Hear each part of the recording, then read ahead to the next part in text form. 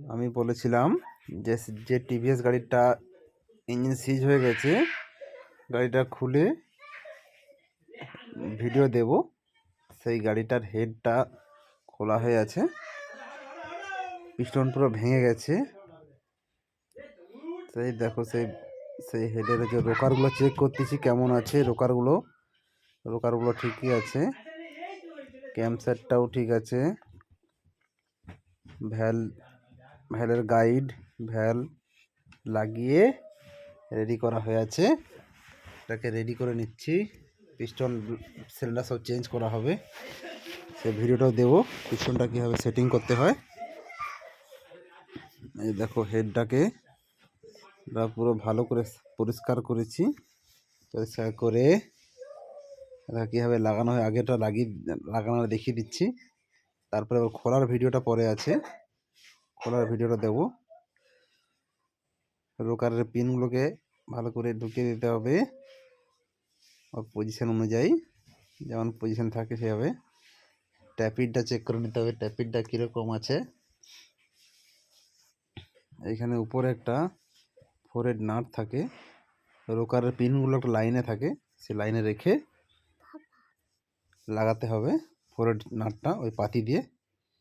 পাতিটা ঠিকভাবে লেগে গেলে সেটিং করে দিতে হবে।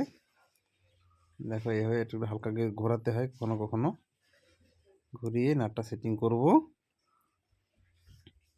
এটা ওইদিকে একটা লাইন আছে, ওই স্ট্যাক বোল্ট যেদিকে যায়, স্ট্যাক বোল্ট দিকে লাইন করা থাকে, সেই লাইনে রাখতে হবে। এই দেখো, ভ্যালের লকগুলো কীভাবে লাগাতে হয়। একটা পোলার আছে, পোলারের মাধ্যমে লাগাবো ঘুরিয়ে ঘুরিয়ে। দেখো, ঘুরানো প্রায় হয়ে গেছে। লাগানো একটা লক লাগিয়ে একটা লক লাগানোর পরে আগে যেটা দেখালাম, তারপরে রোকারের পিন, ক্যাম্পসেট সব পরপর লাগানো যায়। একদিকে লাগানো হয়ে গেছে, আরেক দিকে লাগাচ্ছি। এবারে দেখো কীভাবে লাগাতে হয়। ওখানে পিনগুলোকে, লকগুলোকে ভালো করে প্রেস করে রাখতে হবে যাতে খুলে না পালিয়ে যায়। আর এটা দেখো তার মেন চেম্বারটা খুলে বিগিনটা রিপেয়ার করে লাগানো হয়ে গেছে। এই মোবিল দিয়ে দিচ্ছি যাতে ভালোভাবে প্লে থাকে, জাম হয়ে যেতে না যায়। দেখো, ঘুরিয়ে ঘুরিয়ে মোবিলটা দিলে ভেতরে মোবিলটা চলে যাবে। এইভাবে করে তোমরা দিতে পারো। এখানে ধরো গিয়ারের পিনিংগুলো ভালো করে মোবিল দিয়ে দিচ্ছি যাতে গিয়ারটা ভালো খেলে। কেন পেট্রোল দিয়ে ওয়াশ করা হয়েছিল, ওই জন্য একটু লাগানোর পরে হাওয়াটাও মেরে পরিষ্কার করে একটু মোবিল দিয়ে দিচ্ছি যাতে ইজি থাকে একদম সুন্দরভাবে। তারপরে প্যাকিং আছে, প্যাকিংটা বসিয়ে দেব। প্যাকিংটা বসানোর পর উপরে যে চেম্বার, তাকেও পরিষ্কার করা হয়ে আছে, ধুয়ে করে। এই হালকা পেস্ট এখানে দিয়ে দিচ্ছি যাতে মোবিলটা না ঝরে। চেম্বারটা লাগাবো এবার।